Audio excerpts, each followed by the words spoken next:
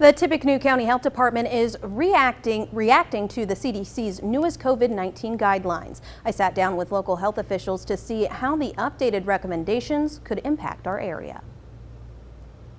So this is probably the beginning of our surge. I was hoping that we would make it till September, but I'm not sure now that we will. Tippecanoe County Health Administrator Kayla Hosteller says COVID rates are not getting better. The hospitals are filling up.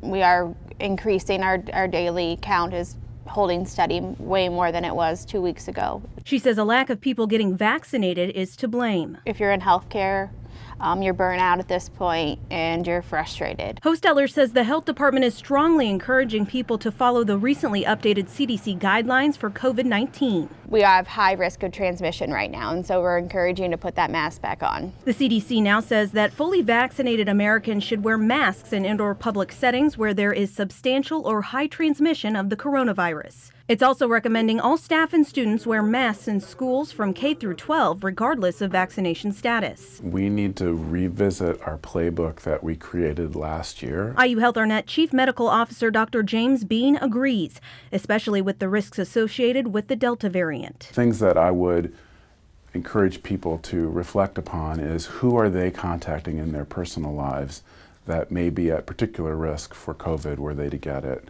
Hosteller says the health department has reached out to local schools, encouraging them to rethink their mask policies.